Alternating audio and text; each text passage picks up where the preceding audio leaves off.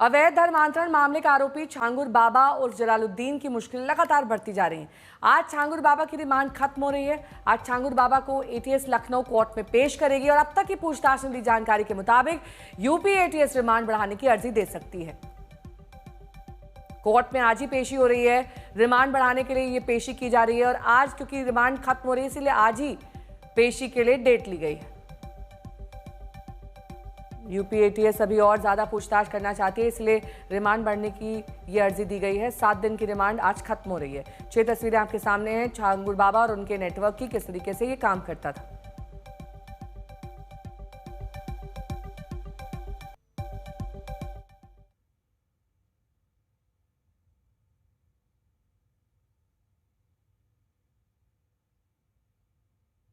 तो छांगुर बाबा से सच जानने के लिए पॉलीग्राफ टेस्ट भी कराया जा सकता है। अब जो तहखाना था उस पर बुलडोजर चल चुका है। जो अवैध निर्माण था वो ध्वस्त किया जा चुका है।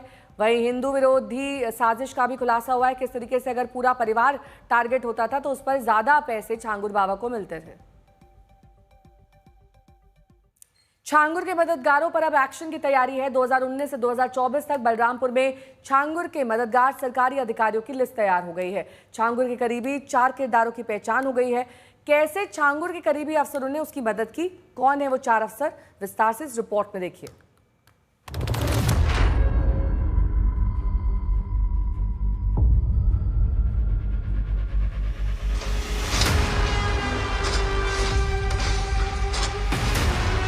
बाबा की धर्मांतरण कंपनी के अधर्म अधिकारी,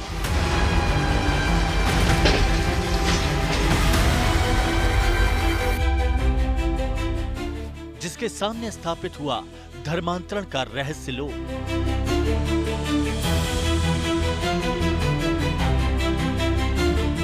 छांगुर के मददगार अधिकारियों पर बड़ा खुलासा। अवैध धर्मांतरण मामले का आरोपित जलालुद्दीन और छांगुर के मददगारों का पता एटीएस को लग गया है। ये मददगार कोई आम आदमी नहीं बल्कि यूपी सरकार के 4 अफसर हैं। हालांकि अभी एटीएस को सबूतों की तलाश है, इसके बाद ही उनकी गिरफ्तारी हो सकती है। एसटीएफ की जांच में 2019 से 2024 के बीच बलरामपुर में तैनात रहे एक एजीएम, 2 सीओ और एक इंस्पेक्टर की भूमिका संदिग्ध पाई गई है। ये चारों अफसर छांगुर के एक इशारे पर कुछ भी करने को तैयार रहते थे। बलरामपुर के छांगुर बाबा पर लगातार दिन ब दिन खुलासे हो रहे हैं और अब एटीएस की जांच उस दिशा में जा रही है कि छांगुर बाबा ने जितनी अकूत संपत्ति जमा की थी उसके पीछे कई अधिकारियों का भी हाथ है। क्योंकि जिस तरीके से छांगुर बाबा चाहे वो सरकारी जमीन हो या अन्य जमीनों को कब्जा कर रहा था, वहां पर कहीं ना कहीं अधिकारियों की मिलीभगत पाई गई है। अब ऐसे में फिर चाहे कोतवाल हो या यहाँ के 2 सीओ हो या इसके अलावा एसडीएम लेवल के अधिकारी हो, इन सभी पर एटीएस की जांच की तलवार लटकी हुई है।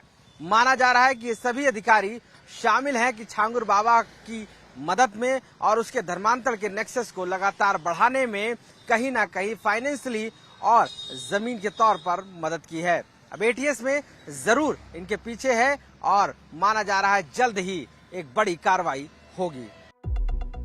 एसटीएफ की जांच के दौरान भी इंस्पेक्टर की भूमिका संदिग्ध पाई गई थी।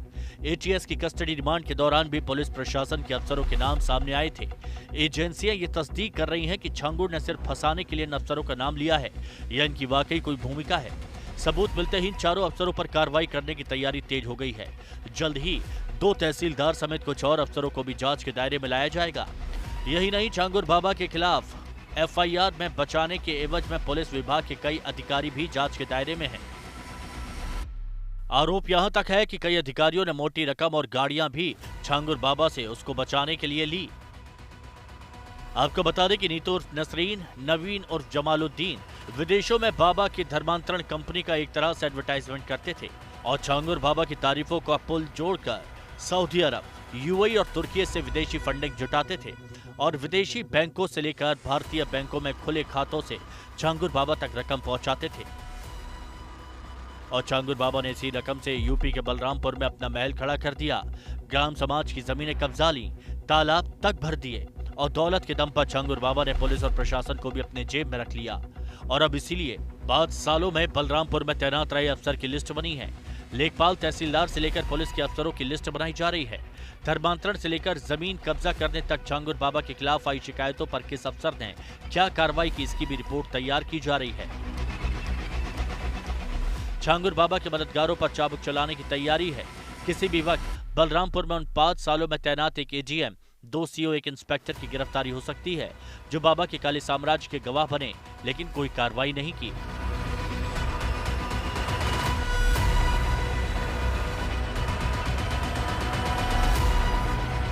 बलरामपुर से संतोष शर्मा के साथ कुमार अभिषेक, लखनऊ आज तक। और आज ही छांगुर बाबा की रिमांड खत्म हो रही है। 7 दिन की रिमांड में छांगुर से पूछताछ में कई खुलासे हुए।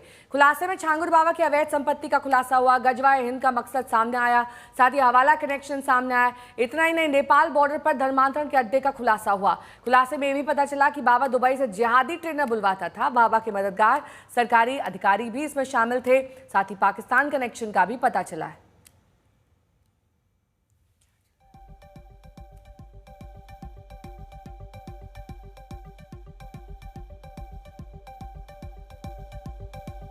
तो छांगुर बाबा की रिमांड खत्म होने के बाद अब कई खुलासे हो रहे हैं। उससे पूछताछ में अवैध संपत्ति का खुलासा हुआ, हवाला कनेक्शन, दुबई से कनेक्शन, तमाम खुलासे हो चुके हैं। हिमांशु मिश्रा मेरे सहयोगी जुड़ गए हैं तमाम जानकारी के साथ, वहीं संतोष शर्मा भी जुड़ गए हैं।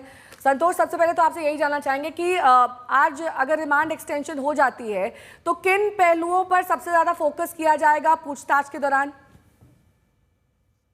देखिए, रिमांड आज खत्म हो रही है और अगर यूपी एटीएस रिमांड बढ़ाने की अर्जी देगी तो उसमें सबसे बड़ा होगा कि जो छांगुर का और नीतू नसरीन और नवीन रोहरा का, इन लोगों का जो नेटवर्क है उसमें तमाम चीजों की तहकीकात करनी है। कुछ जगहों पर ले जाने की दलील दी जा सकती है, कुछ चीजों के बरामदगी की बात कही जा सकती है, क्योंकि एटीएस को इस बात के सबूत शुरुआती जांच में ही मिल गए कि धर्मांतरण का सिंडिकेट कई सालों से चल रहा था। तो आज जब पुलिस कस्टडी रिमांड खत्म हो रही है तो एटीएस अगर अर्जी डालती है कि उसको रिमांड बढ़ाने की जरूरत है तो तर्क भी देना होगा कि आखिर रिमांड क्यों बढ़ाई जाए। 7 दिनों में क्या ऐसा मिल गया जिसकी वजह से एटीएस को ये तमाम सबूत अभी इन्वेस्टिगेशन में इन लोगों से रिमांड पर लेने की जरूरत है। लेकिन इतना जरूर है कि इन 7 दिनों के दौरान यूपी एटीएस की टीम जमालुद्दीन और छांगुर को लेकर बलरामपुर गई, वहां से लैपटॉप बरामद किया और छांगुर के एक एक कमरे का एटीएस ने मुआयना करके उसकी मौजूदगी में समझा कि किस कमरे में क्या होता था, और जो चीजें बरामद हुई वो अपने आप में एक सबूत है। बैंक ट्रांजैक्शन तलाशे जा रहे हैं। तो आज जो रिमांड खत्म हो रही है उसी ट्रांजैक्शन के आधार पर, पूछताछ के आधार पर जो रिमांड खत्म होगी, अगर उसको एक्सटेंशन के लिए जरूरत पड़ती है एटीएस को, जो हमारे पास जानकारी है कि अगर एटीएस एक्सटेंशन दे रही है तो वो तमाम सबूत भी बताएगी, तमाम वजह भी बताएगी जिसके सहारे उसको ये पीसीआर यानी पुलिस कस्टडी रिमांड बढ़ाना पड़ेगा। जी, लौटूंगी मैं आपके पास। इस बीच छांगुर का विदेशी कनेक्शन किस तरीके से था वो एक खुलासा हुआ है, जिसमें पाकिस्तान, दुबई और नेपाल तक उसके तार जुड़ रहे हैं। नेपाल से सटे गांव के नौजवानों पर कैसे छांगुर की नजर थी, उन्हें अपने जाल में फंसाने के लिए छांगुर का क्या क्या वादा था, आपको दिखाते हैं।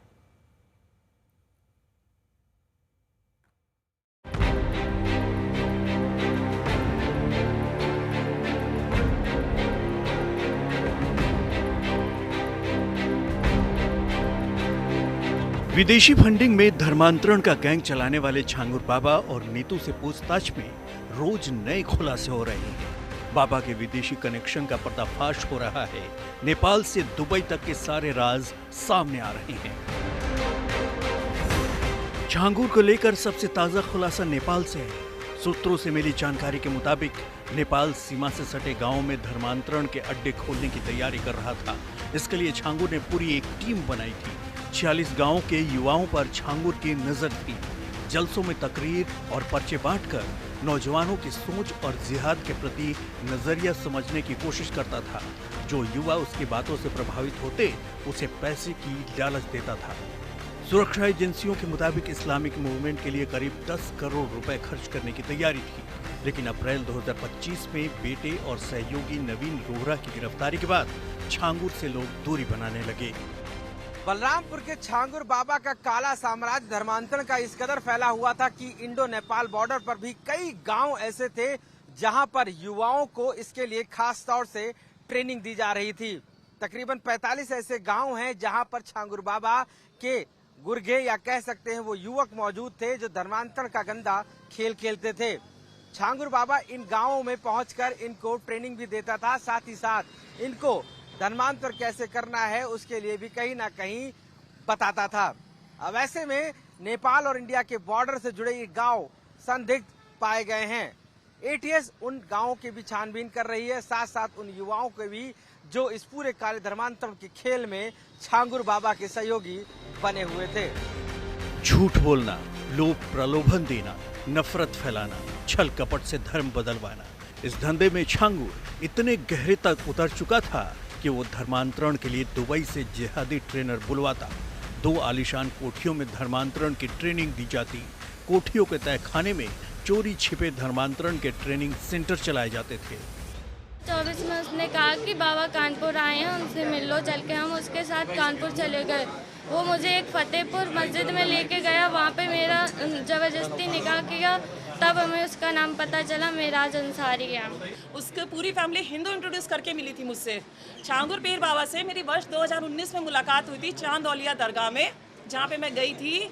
वहाँ का माहौल ही बड़ा अजीब था। वहाँ सिर्फ महिलाएं थी, उनका ब्रेन वॉश किया जा रहा था, उनको डाइवर्ट किया जा रहा था। 3 महीने मुझे सऊदी रखा गया, मेरा अश्लील वीडियो बना लिया गया। वहाँ बदर अख्तर सिद्दीकी को भेजा गया जो इसका मुरीद है, और मेरे को मनाने की कोशिश की। जब मैंने नहीं मानी तो मेरा वहाँ पे जो है अश्लील वीडियो बना लिया गया। उसके आधार पे ब्लैकमेल कर करके बेंगलोर आने के बावजूद भी 10 लाख ऑनलाइन लिए हैं। छांगुर बाबा 2015 में पुरानी बाइक से अंगूठी नग बेचता था, लेकिन 2020 के बाद संपत्तियां तेजी से बढ़ी। अब वो लग्जरी गाड़ियों में घूमता और ठसक के साथ रौब जमाता, लेकिन उसका काला साम्राज्य ज्यादा दिनों तक नहीं चल सका और अब वो एटीएस के शिकंजे में है। आशीष श्रीवास्तव, संतोष शर्मा के साथ कुमार अभिषेक, लखनऊ आज तक। मेरे 2 सहयोगी इस वक्त तमाम जानकारी के साथ जुड़े हुए हैं, संतोष शर्मा और साथ ही मेरे सहयोगी हिमांशु भी जुड़े हैं। हिमांशु, आपका रुख करते हुए किस तरीके से अंतर्राष्ट्रीय कनेक्शन जुड़ रहा है छांगुर बाबा का? क्या ऐसे सबूत हैं एटीएस के पास जो दुबई, नेपाल तक उसके तार जोड़ते हैं?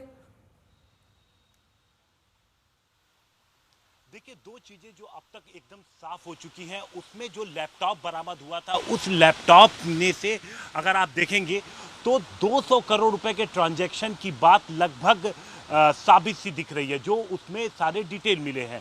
500 करोड़ विदेशी फंडिंग की बात सामने आ रही है।